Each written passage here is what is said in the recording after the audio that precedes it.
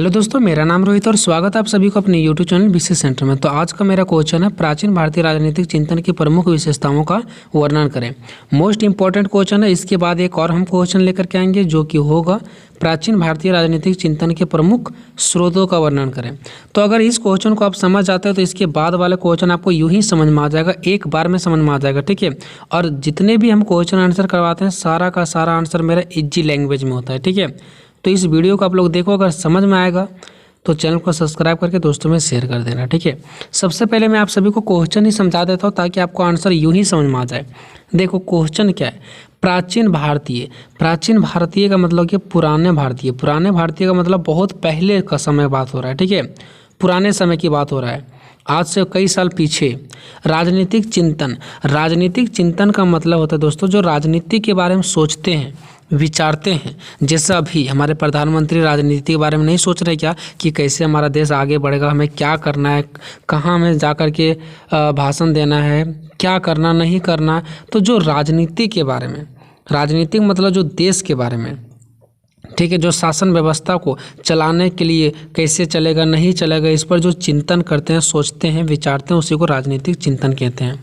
तो कुल मिलाकर के ये हुआ दोस्तों कि पुराने समय में जो भारत में थे वो कैसे राजनीतिक चिंतन किया जाता था, कैसे सोचा जाता था कि समाज किस प्रकार से चलेगा, हमारा राज्य किस प्रकार से चलेगा, देश कैसे विकास करेगा। तो पुराने समय में कैसे सोचा करते थे लोग और किस प्रकार से चलाते थे, क्या क्या विचार सोचते थे, उसी के बारे में हमको यहाँ पे बताना है, ठीक है। कुल मिलाकर के समझो कि पुराने समय में भारत को कैसे चलाया जाता था, ठीक है। मैं आपको आसान लैंग्वेज में समझा दिया। तो सबसे पहले देखते हैं प्राचीन भारतीय राजनीतिक चिंतन का अर्थ क्या है, ठीक है। तो देखो, प्राचीन भारतीय राजनीतिक चिंतन का इतिहास अत्यधिक प्राचीन है। बिल्कुल सही बात है कि जो प्राचीन भारतीय राजनीतिक चिंतन है इसका इतिहास जो है वो अत्यधिक पुराना है, यानी कि अत्यधिक प्राचीन है। यह वैदिक काल से प्रारंभ होकर के मुगल काल तक माना जाता है। वैदिक काल का मतलब ये हो गया दोस्तों, सबसे पुराना जो काल है वो वैदिक काल को ही माना जाता है, ठीक है। तो इसीलिए बोला गया कि यह सबसे पुराना है, यानी कि यह वैदिक काल से प्रारंभ होता है और कहाँ तक माना जाता है, मुगल काल तक माना जाता है, हाल फिलहाल तक, ठीक है। और यह स्टार्ट कहाँ से हुआ, सबसे पुराना वैदिक काल से, ठीक है। अब देखो, मनु को प्रथम राजनीतिक चिंतक माना गया। मनु एक व्यक्ति थे, विद्वान थे। इस विद्वान व्यक्ति को राजनीतिक चिंतन का जो प्रथम व्यक्ति थे इस माना गया, ठीक है। यानी कि सबसे पहला व्यक्ति मनु ही थे जिन्होंने इस पर चिंतन किया था, इस पर विचार किया था, ठीक है। अब देखो मनु ने क्या किया, जिन्होंने मनुस्मृति ग्रंथ की रचना किया। मनु जो विद्वान थे ये मनुस्मृति ग्रंथ की रचना किया जिसका नाम था मनुस्मृति। एक नंबर में पूछा जा सकता है कि मनु की ग्रंथ का नाम क्या था, तो मनुस्मृति था, ठीक है। मनु के अलावा, मनु तो प्रथम विचारक थे ना, प्रथम चिंतक थे, इसने पहली बार सोचा था। लेकिन इसके अलावा और भी व्यक्ति थे। इसके अलावा प्राचीन भारतीय राजनीतिक चिंतन में और भी कई महत्वपूर्ण लोग थे, जैसे थे शुक्र, कौटिल्य, भीष्म। ये तीन और व्यक्ति थे जिन्होंने व्यक्तित्व शामिल है, ठीक है।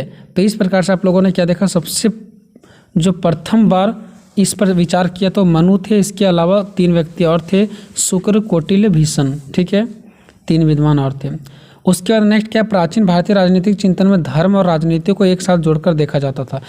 देख लो, यही सब चीज़ें आपको समझना। प्राचीन भारतीय राजनीतिक चिंतन में यानी पहले क्या होता था पता है, धर्म को और राजनीति को एक साथ जोड़कर देखा जाता था। धर्म और राजनीति को एक साथ जोड़ के देखा जाता था। कैसे, अभी आप सभी को पता है राम मंदिर अयोध्या, सभी को पता होगा, ठीक है। वहाँ पे बना अयोध्या राम मंदिर जो कि एक हिंदुओं का प्रतीक है, ठीक है।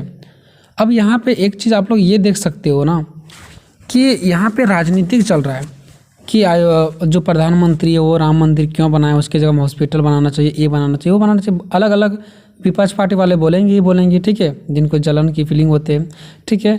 तो कहीं ना कहीं ये एक धर्म की आस्था देखते हैं लोग कि ये सिर्फ हिंदुओं के लिए, ऐसा नहीं है, सबके लिए दरवाज़ा खुला है, ठीक है। तो ये एक धर्म से जोड़ करके राजनीति को देखते हैं। तो कहीं ना कहीं धर्म और राजनीति एक साथ जोड़ करके देखा जाता था पहले के समय में, क्योंकि अगर धर्म नहीं रहता ना तो फिर राजनीति का विकास भी नहीं होगा, ठीक है। तो पहले के समय में भी धर्म और राजनीति को एक साथ जोड़ करके देखा जाता था।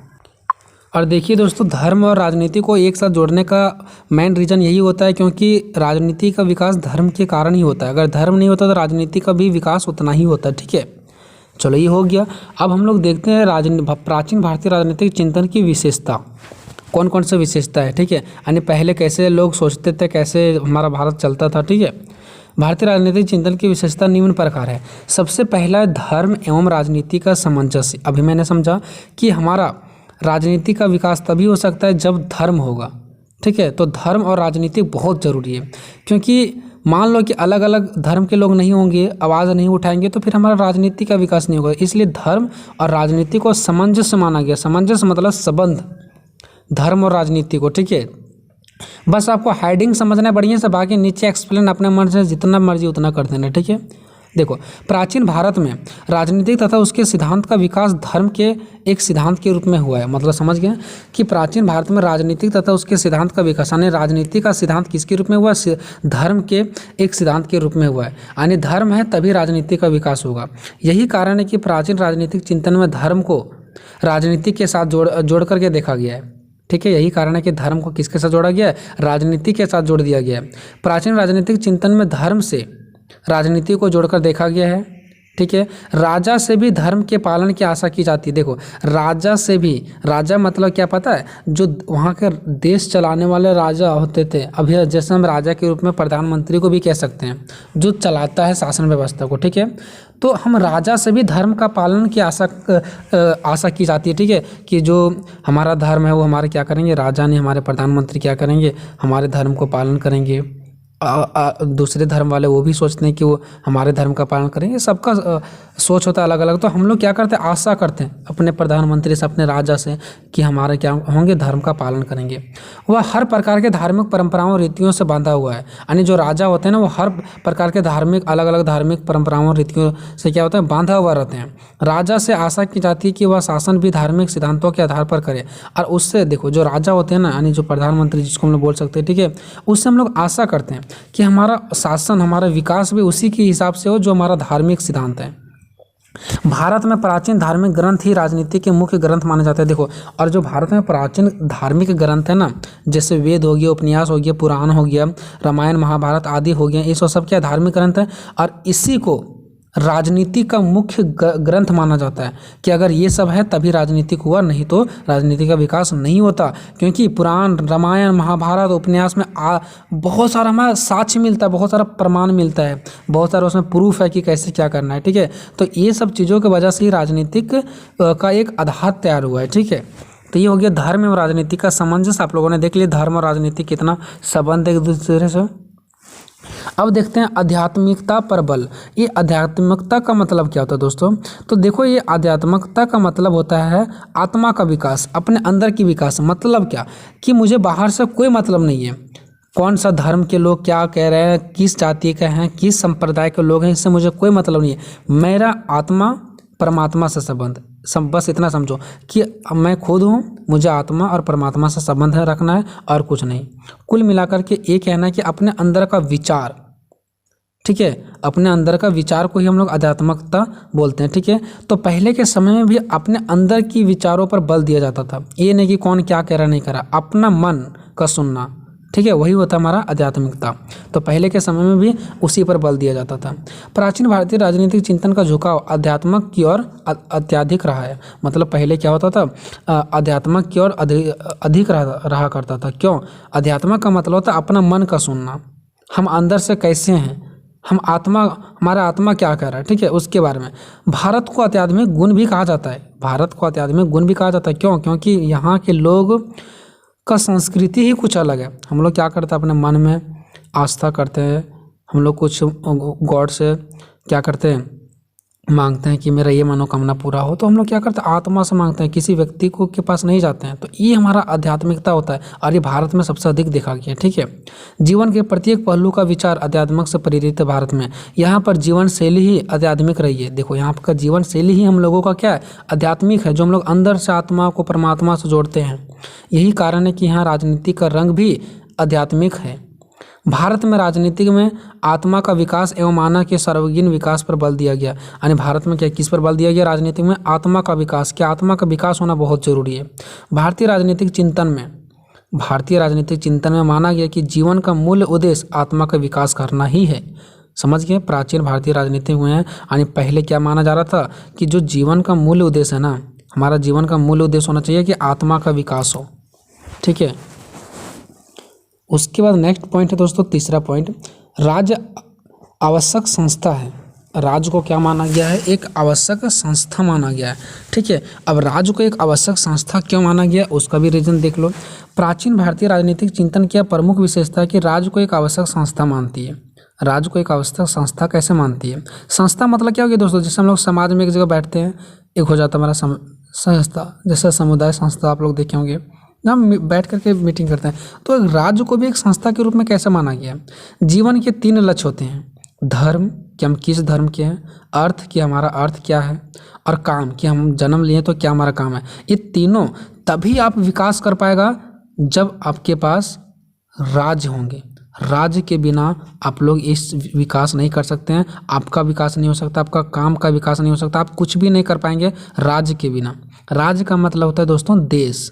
राज्य का मतलब झारखंड बिहार नहीं है, राज्य का मतलब होता है देश। तो देश के बिना आप लोग ना तो धर्म का विकास कर सकते हैं, ना तो अपना आप खुद का विकास कर सकते हैं, ना अपना काम का विकास कर सकते हैं। भारतीय चिंतन ने, यानी कि भारत के जो लोग थे जो चिंतन करते थे राजनीति के बारे में, उसने राज्य को अति आवश्यक माना।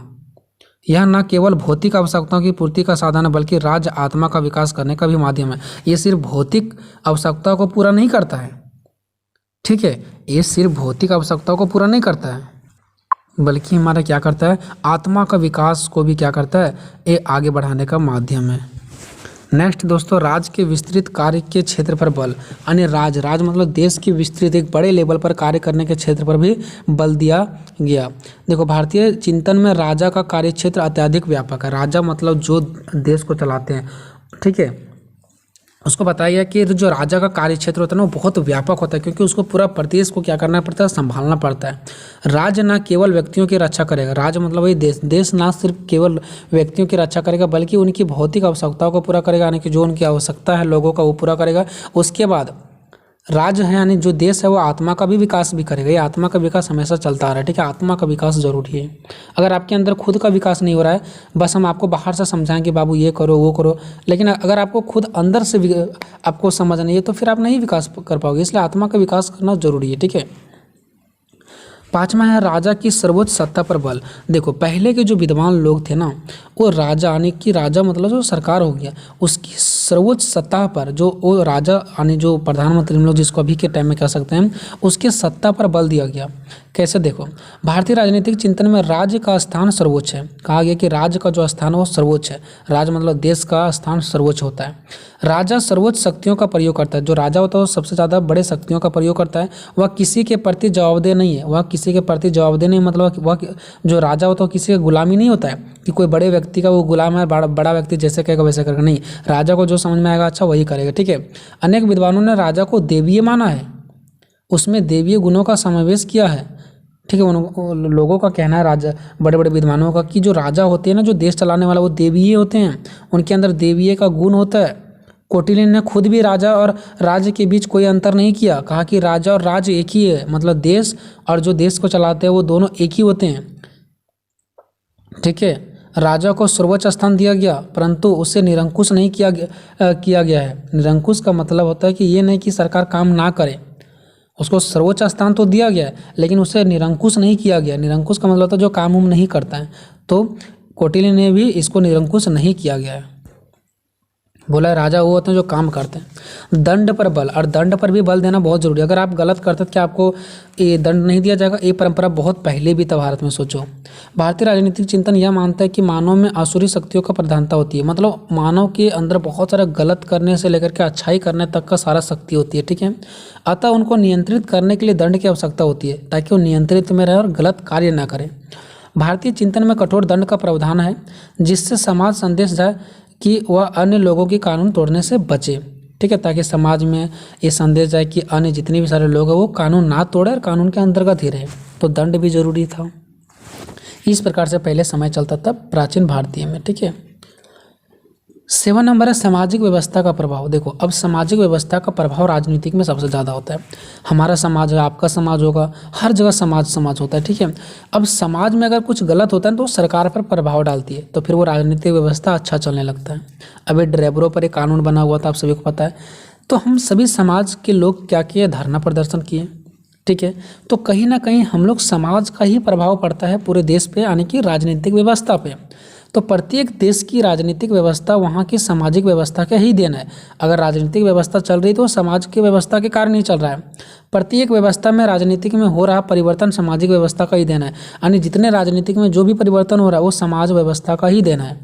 सामाजिक के कारण ही परिवर्तन होता है राजनीतिक में। भारत के चिंतन में ऐसा देखा गया कि यहाँ पर भी सामाजिक व्यवस्था का व्यापक प्रभाव राजनीतिक व्यवस्था पर है, यानी जो समाज का प्रभाव है वो किस पर है, राजनीतिक व्यवस्था पर है।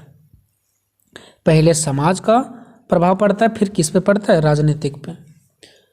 उसके बाद 8वां, राजा के व्यापक कार्य का वर्णन। देखो पहले के टाइम में राजा क्या करते हैं, कौन सा काम करेंगे नहीं करेंगे, उसका भी वर्णन किया गया था। देखो प्राचीन भारतीय चिंतन में प्राय विद्वानों ने, यानी विद्वान जो पहले के लोग थे, जैसे मनु बताया गया था आपको, कौटिल्य बताया गया था, शुक्र बताया गया था, ये सब, ठीक है। तो ये सब विद्वानों ने राजा के कार्यों का व्यापक वर्णन किया। इन रचनाओं का अधिकांश हिस्सा राजपद की योग्यता आने की, देखो जो इन्होंने कार्य बताया कि राजा का क्या क्या काम है, उसमें से सबसे ज़्यादा किसके बारे में पता है कि राजा का क्या योग्यता होना चाहिए राजा बनने के लिए, क्या उनका महत्व होना चाहिए, क्या उनका कार्य होना चाहिए, यही सब चीज़ों का वर्णन किया है, ठीक है। राजा का परम कर्तव्य क्या है, उसे किस प्रकार का पालन करना चाहिए, ये आदि प्रश्नों के उत्तर स्पष्ट रूप से अंकित किए गए हैं, ठीक है, कि राजा क्या करेगा नहीं करेगा, ये सब चीज़ों को लिखा गया है, ठीक है। 9 नंबर है प्रजा को विरोध का अधिकार। प्रजा को विरोध करने का भी अधिकार है। प्रजा का मतलब होता है देश में जितने भी सारे, उस राज्य में जितने भी सारे लोग हैं, उसको विरोध करने का अधिकार है सरकार के प्रति, अगर सरकार गलत कर रहा है तो। देखो हिंदू धर्म ग्रंथों में प्रजा को अधिकार दिया गया है कि वह अतताई राजा से छुटकारा पाने के लिए राजा को यह चेतावनी दे कि वह अपना व्यवहार बदले, और यदि वह अपना व्यवहार नहीं बदलता है तो उसे राज्य से बाहर चले जाने की चेतावनी भी दे, यानी अगर सरकार अच्छा काम नहीं कर रहा तो उसे हम बाहर भी दे सकते हैं और उसे हम उसके पद से हटा भी सकते हैं, ठीक है। सहज विचार तो यह है कि ऐसा करने से राजा संभल जाएगा और उसके आचरण में सकारात्मक बदलाव आएगा, ठीक है, ताकि वो अच्छा काम करना शुरू कर दे। पर यदि वह चेतावनी के बाद भी राजा आचरण नहीं बदलता है, यानी अपना विचार नहीं बदलता है, तो उसे गद्दी से उतार देना चाहिए। ऐसा भी पहले सिस्टम बनाया गया था। एंड लास्ट पॉइंट हमारा दोस्तों, विचारों की अपेक्षा संस्थाओं पर बल। देखो विचारों की अपेक्षा संस्थाओं पर बल दिया जाता है। संस्था मतलब होता है जहाँ पे बहुत सारे लोगों का एक संस्था होती है। अब वहाँ पे वही लोग होते हैं जिसके पास ज़्यादा ज्ञान बुद्धि होता है, ठीक है।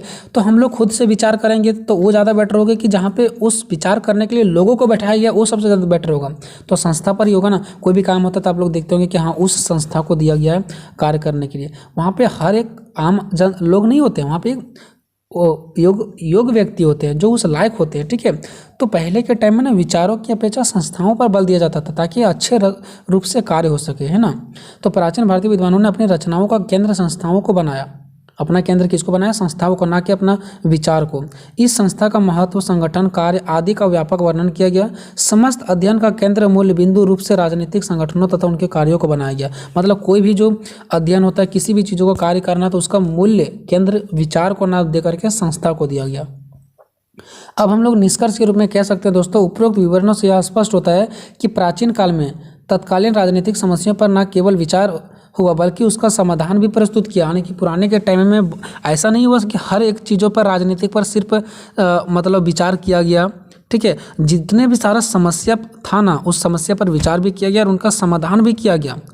यह उस समय हो रहा था जब पश्चिम में व्यवस्थित अध्ययन पर भी प्रारंभ नहीं हुआ था। मतलब जब ये उस समय चल रहा था भारत में जब पश्चिम देशों में ये व्यवस्थित अध्ययन भी प्रारंभ नहीं हुआ था, ठीक है। सोच लो, ये हमारा भारत देश में ये सब चीज़ें तब स्टार्ट हो गया था जब पश्चिमी देशों में इनका अध्ययन भी प्रारंभ नहीं हुआ था, ठीक है। इस प्रकार से हमारा क्वेश्चन खत्म होता है दोस्तों। वीडियो कैसा लगा कमेंट में जरूर बताना। मिलेंगे नेक्स्ट वीडियो में, तब तक जय हिंद जय भारत।